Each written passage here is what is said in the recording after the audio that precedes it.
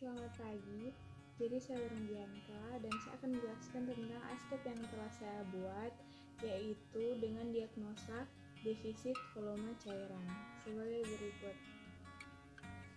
Jadi, yang pertama saya akan menjelaskan dulu bagian atas ASCEP, yaitu ada inisial nama klien dan nomor ruangan, selanjutnya nomor regis, dan yang terakhir itu nama dokter yang bertanggung jawab. Selanjutnya pada kolom di bawahnya itu ada nomor, tanggal, nursing diagnosis, ada tujuan, intervensi, rasional, implementasi, dan yang terakhir evaluasi. Yang pertama tanggal, jadi kita cantumkan tanggal sesuai tanggal pemeriksaan yang telah kita lakukan. Baru selanjutnya ada nursing diagnosa. Pada nursing diagnosa itu terbagi menjadi 3 bagian, yaitu problem, etiologi, dan sign and symptoms. Jadi yang pertama problem itu yaitu masalah yang kita ambil. Contohnya yang saya ambil itu adalah defisit volume cairan. Selanjutnya adalah etiologi atau ongoing assessment, yaitu faktor yang berhubungan dengan problem yang saya dapat tadi. Selanjutnya adalah sign and symptoms, yaitu tanda dan gejala. Pada sign and symptoms itu terdapat data subjektif dan data objektif. Data subjektif itu adalah data yang pasien katakan kepada perawat, sedangkan data objektif itu adalah data yang selanjutnya adalah common expected outcome atau goal atau tujuan. Pada common expected outcome ini terdapat data NOC outcomes dan NIC outcomes. Jadi NOC outcomes itu ditulis sebelum tujuan dan NIC outcomes itu ditulis pada kolom intervensi. Selanjutnya ada therapeutic intervensi, yaitu intervensi untuk apa saja tindakan yang akan kita lakukan kepada pasien.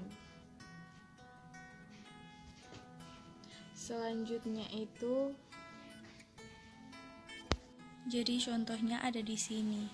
Yang pertama, defisit volume cairan, yaitu diagnosa keperawatan yang saya ambil dari buku PPNI. Selanjutnya ada faktor yang berhubungan. Di sini saya menaruh berhubungan dengan kekurangan volume cairan aktif. Selanjutnya ada defining karakter, yaitu data subjektif dan data objektif. Di sini saya memberi contoh pasien mengatakan saya haus, dan data objektif yang saya ambil di sini yaitu penurunan tergor kulit atau lidah, membran mukosa kulit kering, peningkatan denyut nadi, penurunan tekanan darah, penurunan volume tekanan nadi, pengisian vena menurun, perubahan status mental, dan konsentrasi urin dengan tanda-tanda vital, tekanan darah 100/70 mm/hektogram, nadi 90 kali per menit, respirasi atau pernafasan 17 kali per menit, dan suhu badan 38 derajat Celcius. Selanjutnya ada tujuan. Sebelum tujuan ada NOC outcomes. Yang pertama fluid balance, yang kedua itu ada hydration. Selanjutnya tujuan, setelah dilakukan tindakan keperawatan selama 8 jam, pasien akan yang pertama menunjukkan keseimbangan elektrolit dan asam basa. Selanjutnya menunjukkan keseimbangan cairan, turgor kulit baik, tanda-tanda vital dalam batas normal. Selanjutnya ada intervensi. Yang pertama NIC intervention. Yang pertama fluid monitoring, kedua fluid management, yang ketiga fluid resusitasi. Selanjutnya adalah therapeutic intervensi atau intervensi yang akan kita gunakan untuk penyembuhan pasien. Saya menggunakan rumus OMEC, yaitu observasi, mandiri, edukasi, dan kolaborasi. Yang pertama, observasi itu hanya melihat atau menggerak-gerakkan keadaan pasien.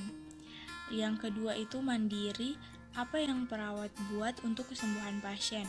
Selanjutnya edukasi, perawat memberikan pendidikan kesehatan jika pasien tidak mengerti tentang tindakan yang telah dilakukan.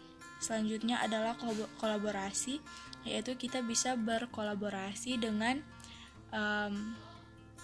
contohnya dokter atau petugas kesehatan lainnya. Di kolom sebelah ada rasional, yaitu pemahaman tentang tindakan-tindakan yang telah kita lakukan. Contohnya, mengkaji keadaan umum klien dan tanda-tanda vital. Rasionalnya adalah untuk mengetahui dengan cepat penyimpangan dari keadaan normalnya. Di kolom sebelah ada implementasi, yaitu